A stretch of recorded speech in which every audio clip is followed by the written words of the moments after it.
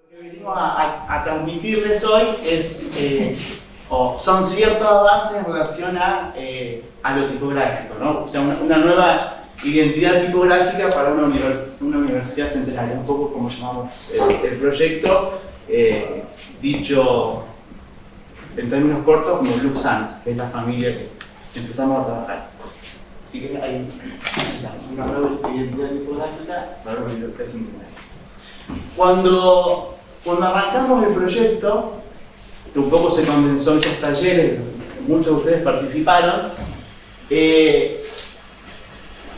intentamos de algún modo sintetizarlo en tres grandes, más allá de todo lo conceptual, que ya lo vimos en su momento y demás, atacar la cuestión del diseño de tres grandes dimensiones, ¿no? Una dimensión,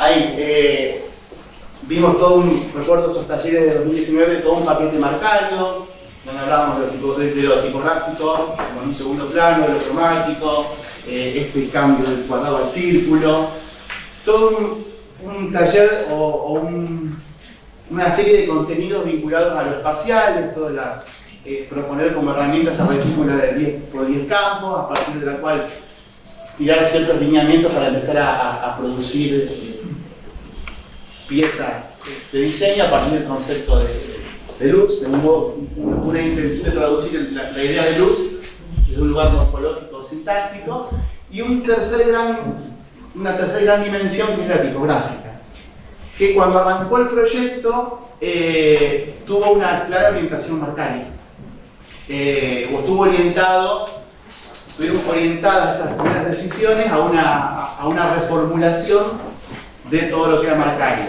siglas, denominaciones, atravesadas por el centenario, y un poco el brief o cómo lo encaramos fue esto, ¿no? Fue adecuar una familia de código abierto, de licencia libre, para incluirle ciertos rasgos identitarios que nos ayuden a transmitir o hacer canal de comunicación de esos recursos que buscamos como identitarios y que marcaban de algún modo el sentido de pertenencia para con la institución.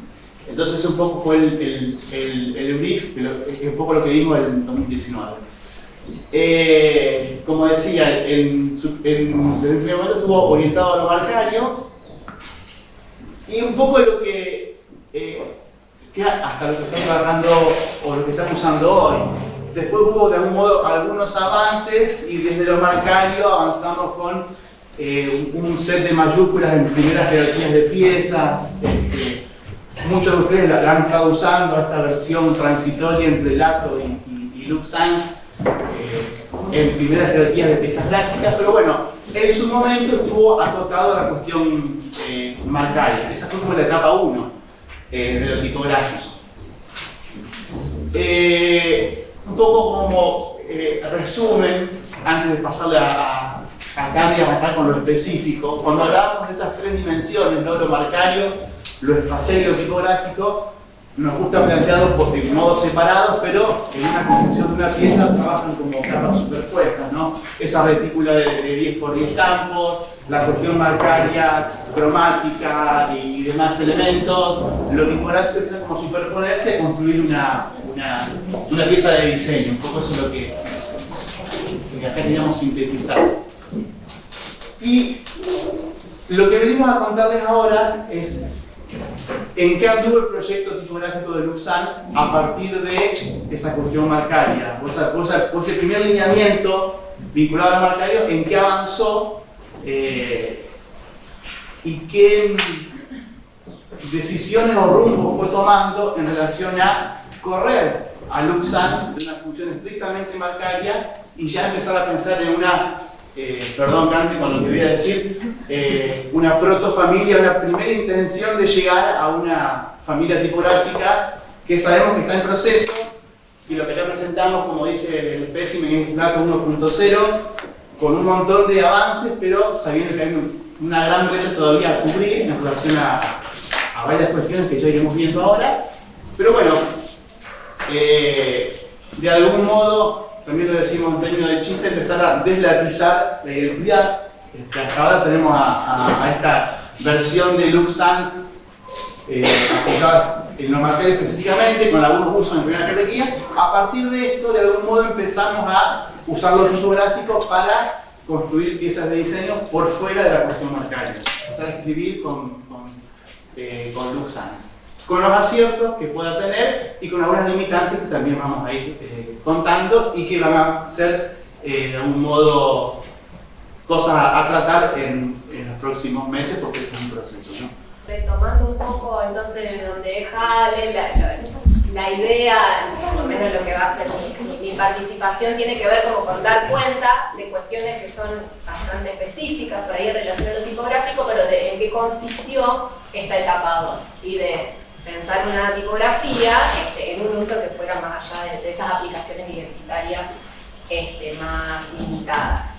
En principio, el trabajo tipográfico que se hizo sobre la familia se puede sintetizar o describir como profundizar el carácter humanístico en términos tipográficos que tiene el arte, ¿sí? Después lo vamos a ir como explicando un poco más concretamente, incluso volver a definir esto de que hablamos cuando hablamos de una sans humanística, pero el trabajo que se hizo con LuxScience en general son todas decisiones formales que van como profundizando, se podría decir, cuestiones que tienen que ver con las tipografías humanísticas. Capaz volver un poco para atrás, pero... No, sí, con respecto a esto, lo de la delimitación de las variables de peso lo vamos a ver después. La presentación es una adecuación para pantalla de lo que ustedes tienen como espécimen. Entonces vamos a ir medio siguiendo ese orden y lo pueden ir siguiendo también con otros detalles en el espécimen. Sí, ahora sí, avanzar, como poner el acento en esto de la versión 1.0 en dos sentidos. Por un lado, contar que hay actualmente como líneas de trabajo que tienen que ver con completar los pesos de LuxScience en la variable itálica, que eso todavía no está. Hay un set de pictogramas y de caracteres alternativos que está como en la gatera, digamos, pero todavía no forma parte de la fuente, que se va a distribuir. También se trabaja en una versión serif, ¿sí? En una serifada que va a retomar esos rasgos incisos que tiene por ahora la sigla UNL solamente, y eso también va a ser parte como de un desarrollo que espera ser una tipografía con la que se escriba también, pero también en el sentido que la versión 1.0 espera, a partir del uso que puedan hacer de ustedes, como es una invitación al enriquecimiento del proyecto, a la colaboración, a señalar en qué medida, por ahí por cuestiones disciplinares de las áreas en las que ustedes trabajan, aparece la necesidad de ciertos caracteres que actualmente no forman parte del mapa de caracteres, defectos que podrían encontrar en el uso que siempre están en la tipografía porque nunca es posible como testear todas las situaciones, entonces desde algún problema de kerning específico, sí, como demasiado concreto que pueden como ir encontrando y comunicarlo. Eso es una invitación que abrimos ahora y después... Ampliar el laboratorio del trabajo. Exactamente, sí, el testeo es imprescindible, entonces ahí después podemos formalizar algún canal, ¿no? para ese diálogo, pero en principio como quería poner un poco más el acento en ese punto. Ahora sí, avanzamos.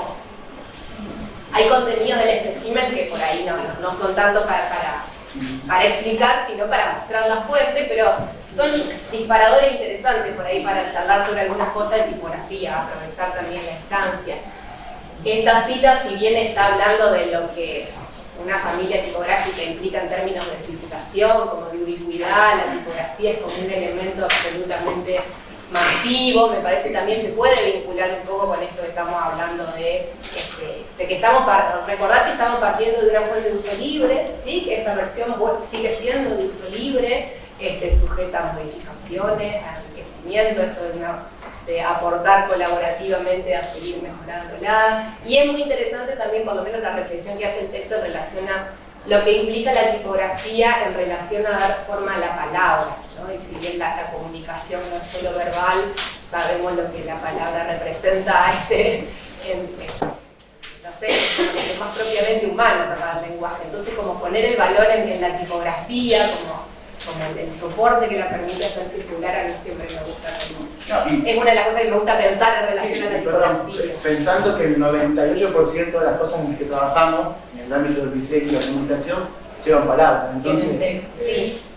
Sí, también por ahí a los diseñadores, más en tipografía, nos encanta ver un signo grande y regodearnos como cuestiones formales, pero en definitiva la tipografía va a funcionar escribiendo, ¿sí? Y es en ese uso como más todoterreno, digamos, donde en definitiva radica su valor.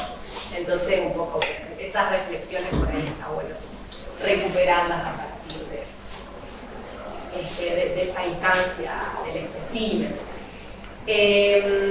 Retomando o volviendo a traer estos lineamientos que tuvieron que ver con el planteo, incluso con el rediseño de identidad de la institución, donde de alguna manera las bases tenían que ver con enlazar la tradición de una institución con una mirada hacia el futuro, ¿no? Y esta cuestión como de la sinergia entre lo clásico y lo contemporáneo.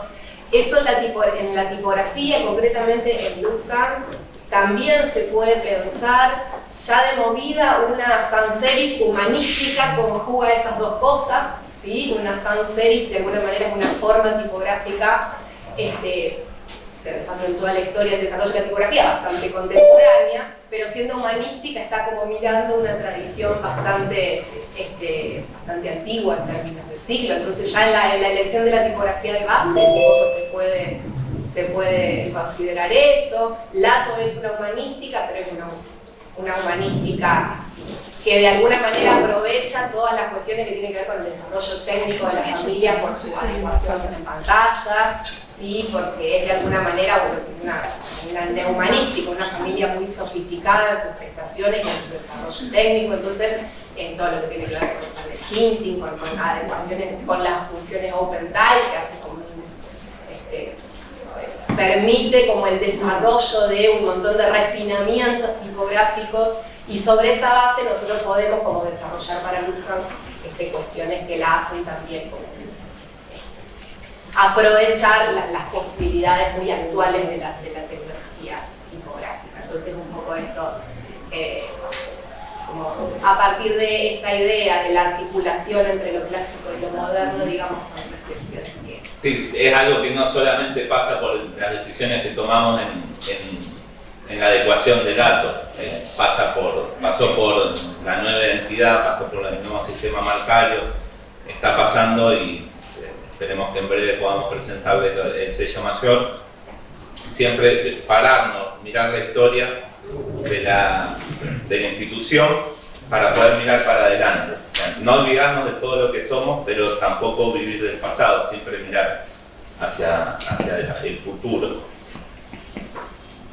Esto un poco retoma algo de eso que decíamos en aquel encuentro del 2019, donde ya estas dos líneas, digamos, de qué mirábamos cuando elegíamos la base y qué cuestiones tuvimos en cuenta para pensar cómo trabajar sobre esa base. Parece que está bueno como volver a traerlas, porque yo hasta ahora estoy hablando de sans serif humanística, pero bueno, como detenernos un poco en eso, sabiendo además que por ahí no todos son diseñadores, entonces no todos tienen como tan claro estas cuestiones de tipologías tipográficas, la historia de la tipografía. Lato es una fuente sans serif humanística.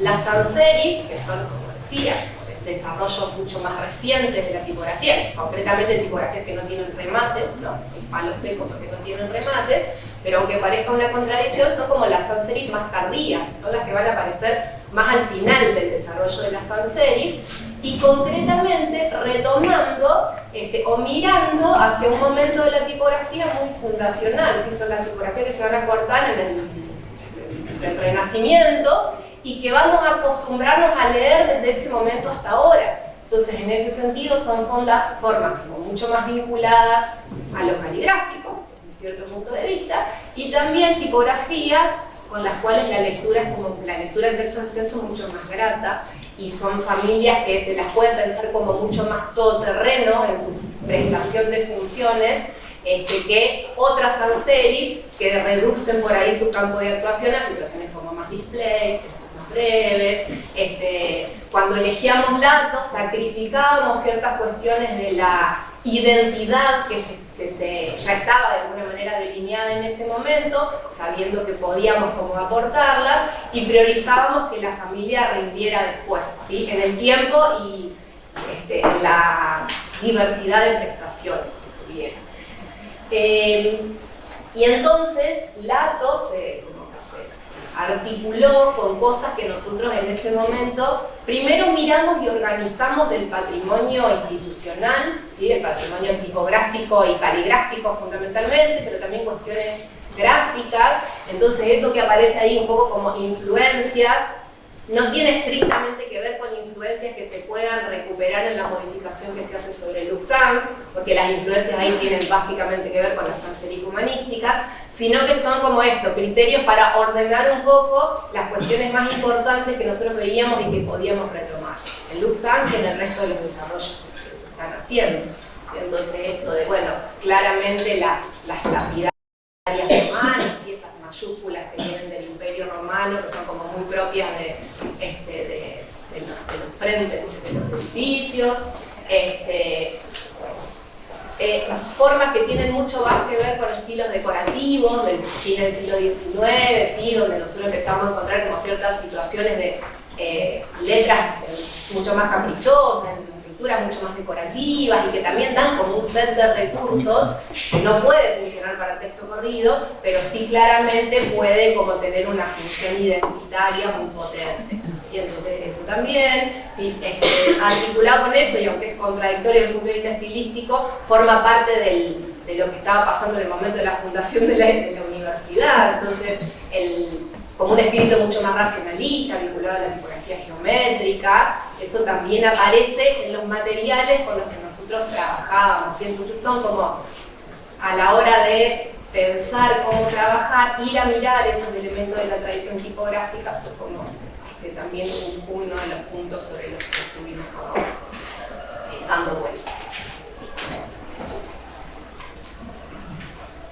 Por ahí en relación a esto, a que el lema Lux Indeficiens empieza a tener como un protagonismo conceptual en el trabajo de diseño, pero también se traduce en decisiones formales, no solo, ni más ni menos que le da nombre a la familia, sino hay cuestiones de las decisiones formales que trascienden lo tipográfico, que se están planteando para la comunicación en general, como esto de recuperar la idea del haz de luz, y eso morfológicamente tiene mucho que ver con formas diagonales.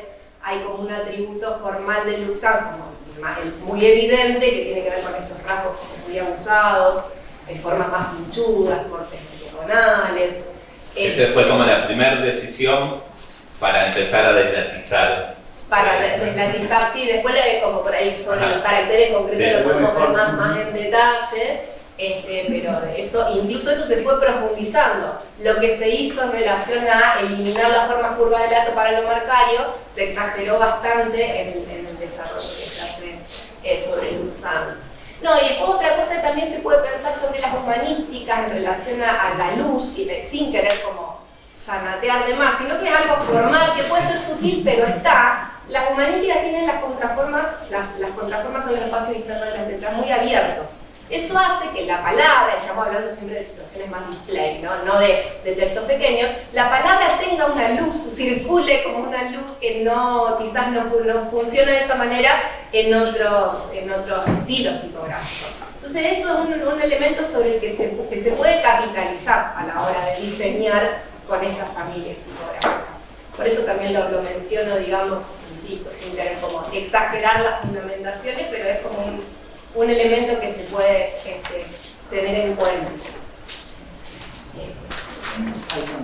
Bueno, eso es un poco como así una síntesis de cuestiones como visuales que de alguna manera van ilustrando esa paleta de estilos y de recursos con los que hemos ido trabajando y mirando y tratando de recuperar. ¿Cuál es la diferencia entre lo que veíamos antes de las influencias y estas son las propias, las otras es ver más el contexto de la época donde pasaba esto y qué pasaba en la tipografía en ese otro momento? Tratar de asociar esto al contexto general tipográfico para tener un marco más cerrado o más homogéneo a veces que solamente lo que mostramos acá. A veces se pasan de caprichosas las cosas y es difícil poder, si bien están buenísimas, es muy difícil hacerlo convivir en una familia tipográfica. Sí, por eso puede tener como ese lugar de ciertas alternativas estilísticas, usos muy restringidos, ¿no? Y todavía no forma parte, salvo algunas situaciones concretas, de lo que está en la fuente, pero sí son situaciones con las que hay que ser bastante cuidadoso después del uso, ¿no? Esas formas de letras mucho más raras, pueden parecer muy lindas, también pueden ser muy abusadoras, muy poco legibles. Entonces, por eso. Ya lo vamos a trabajar como recurso. Pero primero queríamos tener cerrada La base, la que tiene que escribir, no el ornamento. Bueno, ahora sí, como yendo medio más parte por parte y poniendo un poco la lupa, cuando empezar a hablar de las mayúsculas, en este uso que es como muy lindo, pero sobre todo en la placa siguiente lo podéis ver como más en detalle. En el espécimen hay como mucha comparación con Lato, pero porque no deja de ser la forma de describir Luxansi desde el momento en que legalmente es una versión modificada de un software. El software original es Lato, entonces son modificaciones. Esta versión de 1.0 sigue siendo una fuente de uso libre y es una versión modificada. Entonces, por eso, si querés pasar a leer, sí. Digo, muchas de la explicación en general tiene que ver con la contrastación con Lato. Ahí está un poco el set de mayúsculas, en gris hay algunas referencias de Lato, como para ir viendo por dónde pasan los cambios o cómo operan. Para explicar los cambios sirve como, por lo menos didácticamente, tener claro una diferencia entre lo que puede ser la estructura de un signo tipográfico y el trazo o la terminación. La estructura vendría a ser como el esqueleto de una forma, y el trazo es lo que la recubre, ¿sí? Incluso como en nosotros, nuestro esqueleto y nuestra musculatura, nuestro recubrimiento. Entonces, para entender las modificaciones, podemos decir que hay modificaciones estructurales y modificaciones de terminaciones, sobre todo que serían más propias del trazo. Las dos van en esta línea que yo decía, profundizan ciertas cuestiones que tienen que ver con las tipografías humanísticas. En relación a lo estructural, por ejemplo, es propio de las tipografías humanísticas, de las mayúsculas, el contraste de anchos. ¿Sí? En estilos más modernos se da como una mayor estandarización entre los anchos de los signos mayúsculos. Entonces nosotros lo que hicimos fue no ensanchar las letras más anchas, pero sí angostar lo que es el set de las letras más angostas en las mayúsculas, como la E, la F, la L, la S, la R, ¿sí? Las estructuras están ligeramente angostadas. Hay algunas modificaciones estructurales que también van un poco en esa línea de deslatizar la fuente. Las mayúsculas de Lato tienen como curvas muy lentas, y lento es como una curva que muy redondeada, no sé si se ve bastante en la S, por ejemplo. Eso le abre también las contraformas. La apertura de las contraformas es un rasgo humanístico, entonces también se trabaja un poco en algunos casos en exagerar eso. Hay cambios estructurales que son como más decorativos, ¿sí? Tienen que ver con la N, con la A y con ese futuro signo de alternativas estilísticas, y que ahí sí buscan como traer directamente referencias a cuestiones más patrimoniales de esas que estábamos viendo. Hay algunos cambios estructurales como en la K, en la R, en esto de que no se cierre la letra, que son como muy propias también de ciertas formas más clásicas de las mayúsculas, pero que además pone como muy en evidencia esta cosa de lo pinchudo, ¿no? De lo abusado que tiene la tipografía, que en lo que tiene que ver con el trazo, eso sería como lo que se puede mencionar. Recién hablaba de estructura. El trazo es esto de no solo eliminar las formas redondeadas del Lato, sino empezar a que esas terminaciones tengan un ángulo que haga que eso como muy agudo empiece a jugar y expresarse mucho más. Eso se ve por ahí en las terminaciones o en el ángulo de corte de la contraforma abierta de las curvas, la C, la G, la S. Y se incorpora también ya estaba incorporado en las horizontales cuando habíamos hecho ese trabajo para las siglas. Perdón, sí, volviendo un poquito a la estructura. Antes Cande dijo, Lato es una neohumanística. ¿Qué nos pasaba? En esas proporciones de las mayúsculas se nos acercaba bastante a otras tipologías, más a las ópticas. donde la regularidad en las proporciones de las mayúsculas se nos iba o no estaba del todo en el mismo camino que nosotros queríamos tomar. O sea, tomamos la decisión del dato porque nos ofreció un montón de cosas, pero sabíamos que teníamos una base bastante modificable. Y de ahí vienen muchas de las decisiones de estos cambios en las mayúsculas, de alejarnos del dato, pero dándole más la personalidad desde las influencias generales como de las influencias propias de la universidad. Y esto de las terminaciones refuerza aún más lo de los cambios de estructura que se dan sobre todo en las mayúsculas. Sí, y bueno, con esto de la deslatización, ¿no? Si algo define al lato, que esto es en cuerpos grandes, ¿no? Eso también hay como que tenerlo en cuenta. Pero porque es propio de la tipografía en general y de una tipografía para texto en particular. En cuerpos chicos es bastante transparente, es bastante neutra, en cuerpos grandes pueden aparecer como los rasgos identitarios. Entonces en lato ese carácter como más redondeado, más blando, más cálido, es como muy... permite identificarla, entonces como para poder separarse de eso, como, bueno, oponer directamente una situación como mucho más abusada, mucho más pinchuda, es un poco una decisión también estratégica. En el sentido también de que nosotros veníamos ya de un proceso de cambio de identidad que ya teníamos determinadas decisiones en el uso de la tipografía donde sabíamos que estos cambios iban a explotar mucho más que otros. Bueno, hay como situaciones así de uso. Desde la referencia se puede ver un poco como reminiscencias de ciertos usos clásicos de la tipografía. Lo que por ahí es interesante del espécimen también es que pone como a jugar en qué situaciones lucen los cambios, cómo mostrarlos. Entonces, en una página que se puede pensar como más clásica también tiene algo como muy contemporáneo en su propuesta. Entonces está bueno también como para ver eso, me parece, del material que la muestra. Que como a toda mayúscula humanística le viene bastante bien el tracking positivo, ¿sí? Abrir el espaciado, y le queda bastante mal apretar el tracking, ¿sí? Entonces eso es como una cuestión también, por esto de las contraformas abiertas, el cambio de proporción en el ancho de los signos, ¿sí? Y también porque tiene que ver como con una tradición en el uso, a la mayúscula, y en general una mayúscula de este estilo le viene bien que circule aire cuando se compone todo mayúscula. Sí, saber que nos brinda esas dos cosas, poder jugar con lo clásico y poder jugar con algo mucho más contemporáneo o moderno en las composiciones, que nos dé esa versatilidad.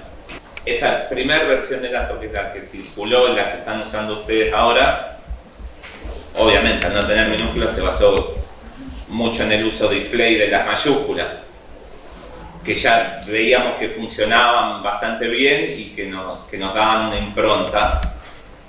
Ahora se va a reforzar más con todo el set de caracteres nuevos y esta superposición de tomas de decisiones que fuimos haciendo. Ya vamos a preparar el paquete de marcas nuevo y ajustado para volver a pasárselos.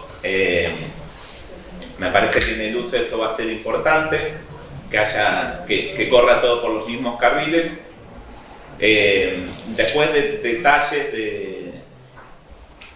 de cómo empieza a funcionar y las mayúsculas y las minúsculas, o cómo emparentar con cosas, las decisiones formales, cómo se fueron también influenciadas o replicadas en diferentes piezas. Por ejemplo, el dragoncito origami de la cena de los 100 años. Como todo empieza o sea, veíamos que empezaban a cerrar todos los caminos o a tener un punto en el futuro donde íbamos a llegar. Algunas decisiones, la cuestión de la geometría, la cuestión de la diagonal, la cuestión de la luz. Cuando decimos el dragoncito, ahí está la Gion que decía, hay algo en el espécimen de ella.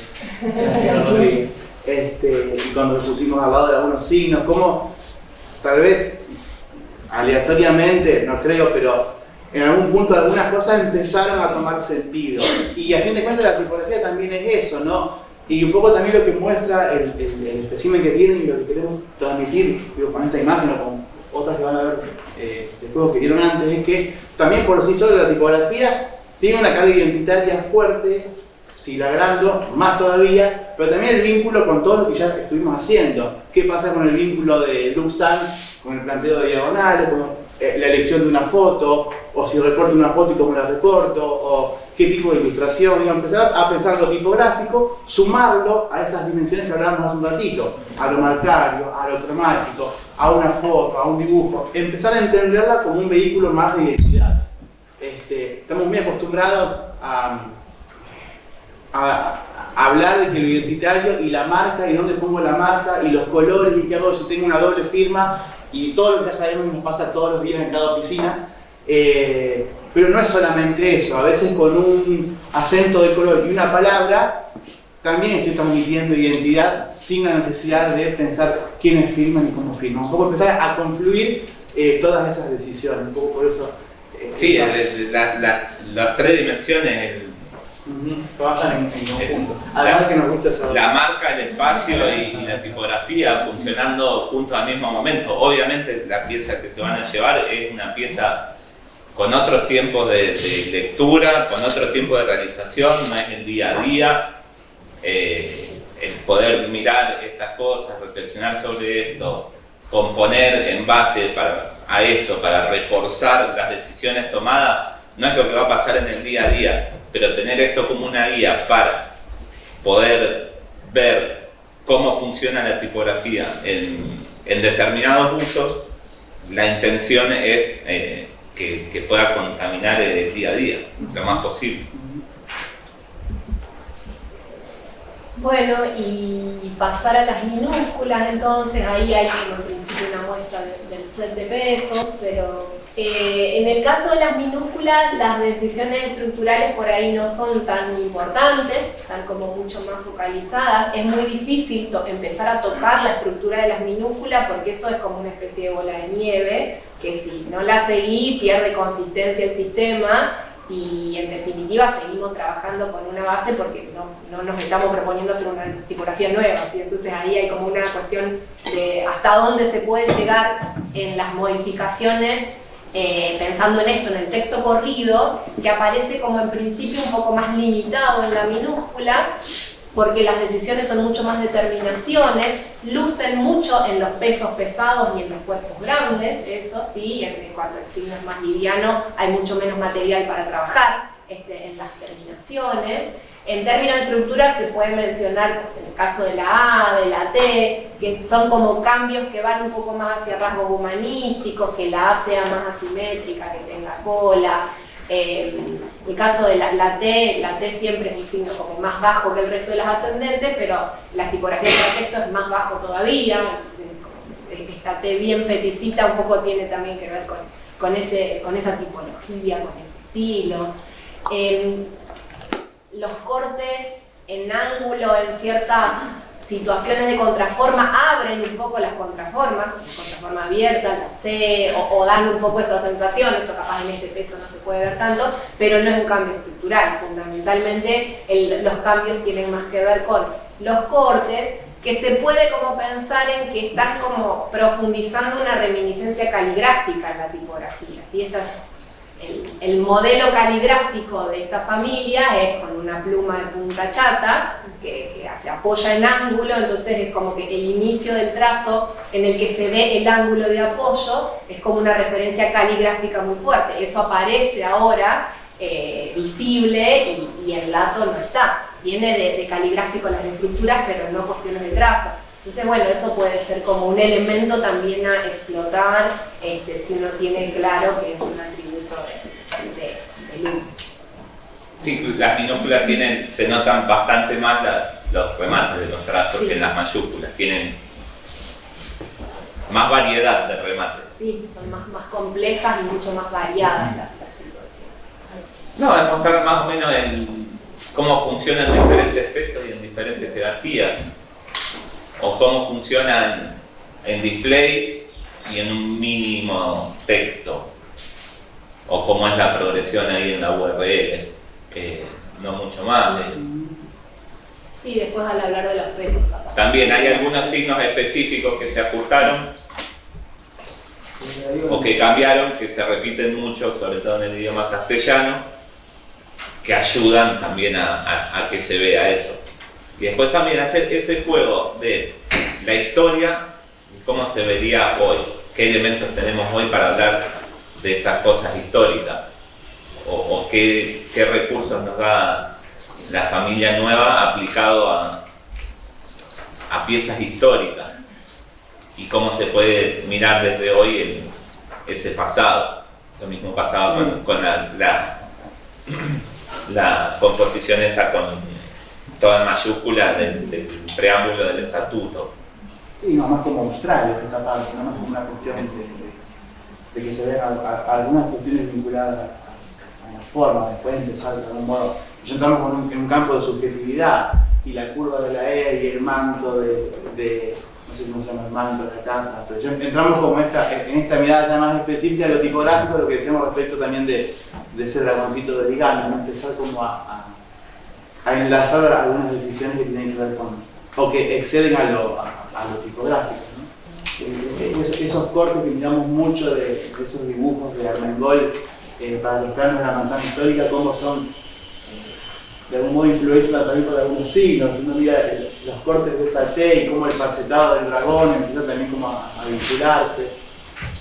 Un poco lo que decía hace un rato, empezar a superponer lo tipográfico a otros elementos que también estamos acostumbrados a ver y que tal vez ahora podemos a mirar desde otro lugar, ¿no? Y a usar desde otro lugar. No, por eso, a partir de acá hablar de lo que sería el resto de la paleta tipográfica, las cifras, signos para edición, para puntuación, capaz de la placa siguiente.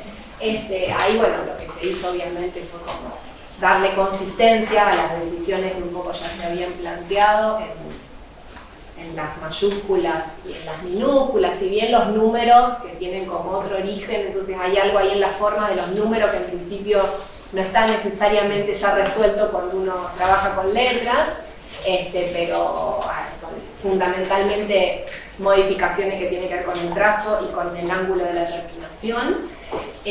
Con respecto a la paleta de caracteres, el LuxSans lo que tiene es una paleta de caracteres que no es la del Lato. El Lato tiene como una cobertura idiomática inmensa, un set como muy enorme de signos. Lo que nosotros hicimos es una paleta de caracteres que cubre necesidades básicas de escritura. La cobertura lingüística en principio está como garantizada para todo lo que sean lenguas latinas, pero sí podría pasar que a lo mejor en una situación como muy concreta haya que escribir algo con signos que no están, no sé, usar un signo del cirílico porque tiene, no sé, algún signo como que particularmente no esté, entonces ahí también decirle que es como absolutamente posible componer el Lato adentro de LuxSans, porque la métrica es la misma, ¿sí? Las cuestiones matemáticas de la altura de la caja, la altura de las ascendentes, el espaciado, el kerning que tiene LuxSans es mayoritariamente el mismo kerning que tiene el Lato, entonces se puede, si me falta un signo, usarlo. Usa el Lato y nos avisan, che, me faltó para que cambie algo. Nos pasó el otro día una anécdota con un diploma con la gente de diploma, un título de doble, sí, de una universidad en alemán, que había un signo en alemán que no lo teníamos, claro. Entonces tuvimos que hacer justamente, no me acuerdo qué signo era ahora, pero estaban las chicas de diploma locas porque no encontraban el signo para el nombre de este alemán, y entonces no le podía dar el título. Ahí el Seba que... Ahí, por lo que veo en la expresión, puede ser que no correspondan la volt de Lux con la volt de Lato. No, sí, se corresponden. Sí, ahora en los pesos, pero vos, ¿por qué lo decís? Porque hay una versión más pesada que seguramente no está en Lato, ¿no? Es la Black. ¿La Black? La Black, sí. Hay una Black que el Lato no la tiene, ¿puede ser? No, sí la tiene. Sí la tiene. Hay dos versiones del Lato, una es la que está en Google Fonts y otra es la 2.0 que llega, me parece que ahí está se puede ser eso. Pero en principio la denominación sí se corresponde con la variable de peso del Lato, entonces simplemente es cambiar la fuente en el caso de que, por ejemplo, se necesitara disponer. Ahí está la importancia de la base también. Claro. Cuando, por ejemplo, en la página donde En esta nos faltaba la L del diseñador, la L con la barrita. Claro, sí, que son signos como muy pavos formalmente, pero bueno, artesanalmente los diacríticos están separados de las letras y los pueden componer. No es un chino, tener que hacerlo mucho, pero para una letra se puede hacer ese ejercicio. Era muy difícil porque es un trabajo bastante artesanal en cierto punto el que vamos haciendo, como trasladar lo amplio de la cobertura idiomática del dato a luz. La verdad que pusimos un corte en las lenguas que más usualmente vamos a usar. Sí, primero se puso un corte en la LATO 2.0 que tiene un desarrollo de caracteres, de set de caracteres en regular, que no es exactamente el mismo que en los otros pesos, donde el regular tiene una amplitud bastante mayor que en los otros pesos. Entonces también ir hacer el desarrollo para todo el set de caracteres, además de que era una locura por lo que estaba explicando Cande recién, era que en los otros pesos tampoco estaba completa, o igual de completa. Bueno, y con respecto a los pesos, nosotros desarrollamos 4 pesos, que son light, regular, bold y black. Como decíamos, se corresponden con el mismo peso en lato. Lato tiene 9, lo que tienen esos 9 es que no es constante la progresión, ¿sí? Eso no es malo, tiene que ver con cómo se piensan las variables de peso y para qué uso.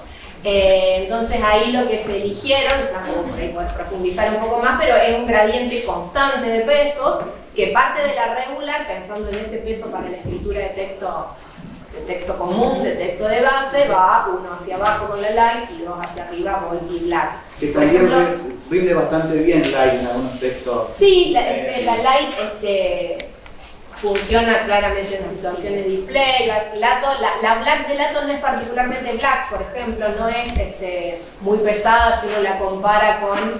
El tema de las denominaciones es totalmente subjetivo todavía en la tipografía cuando son estas denominaciones. Ahora está un poco más sistematizado numéricamente el tema de los pesos, son como más comparables, esas variables de peso son 900, 800, pero la terminología todavía tiene como un rango de flexibilidad. Y de hecho a veces es poética esa terminología. Sí, también.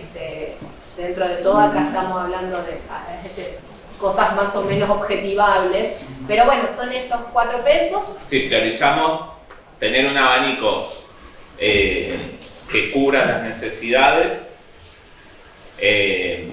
y que sea parejo en la progresión. Por ejemplo, entre la regular y la bold hay 1 o 2 variables más en lato.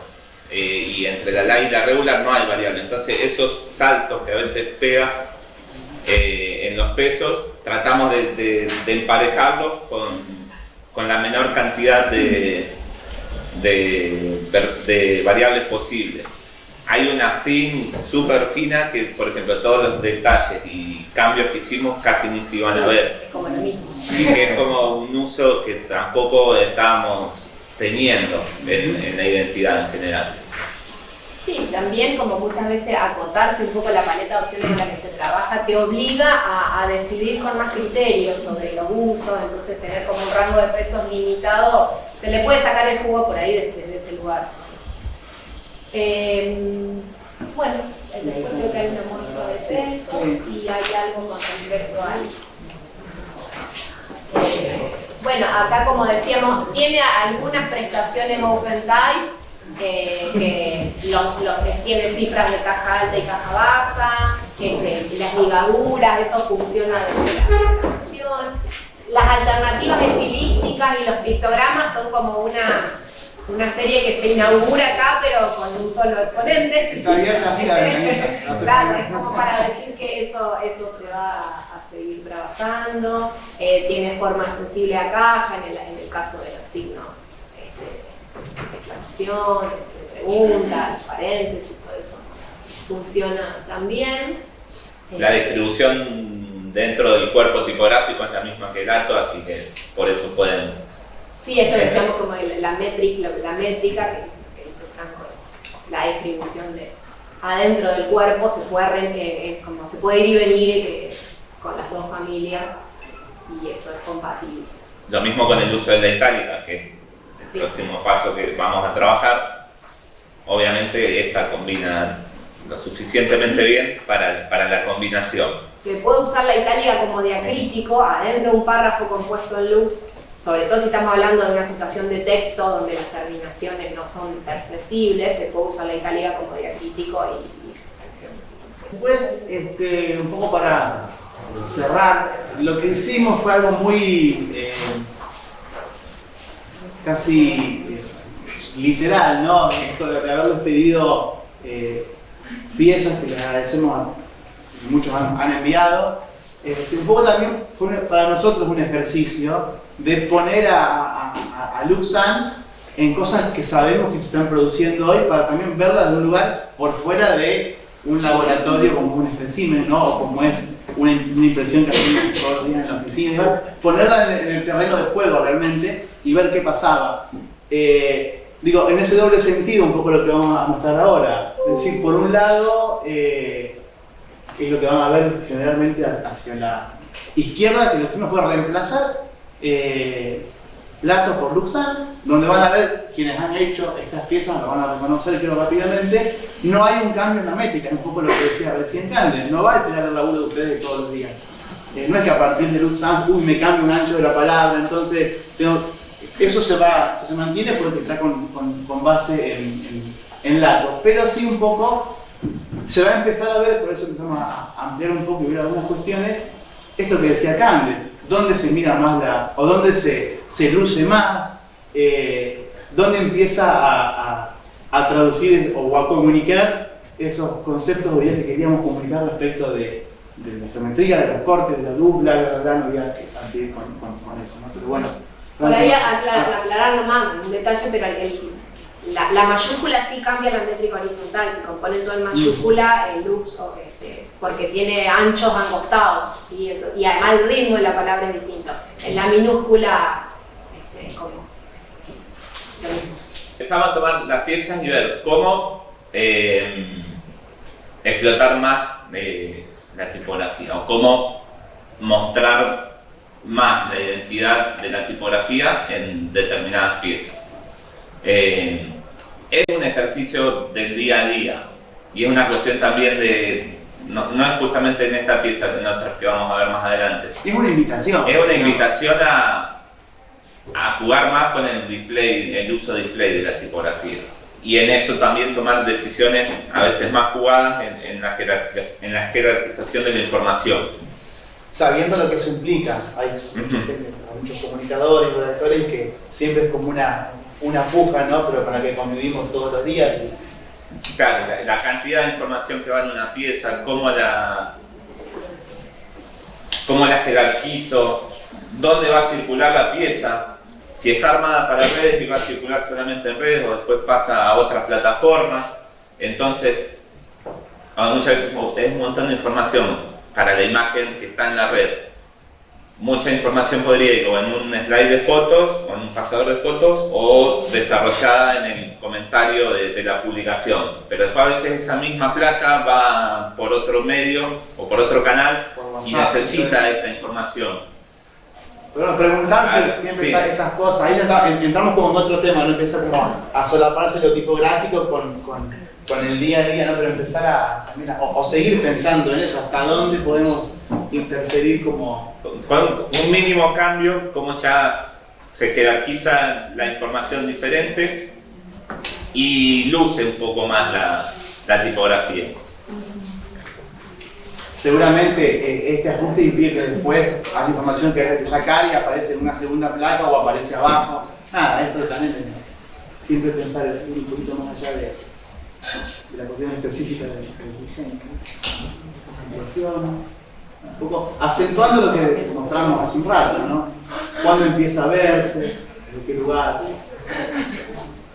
Ahí tenemos como una revisión. Y nada, bueno, hay un poco ese uso de display. Es un mostrario que nos pusimos un poco a jugar con lo que ustedes nos enviaron para ver qué pasaba con LuxScience en caso real. Ahí está largo el nombre.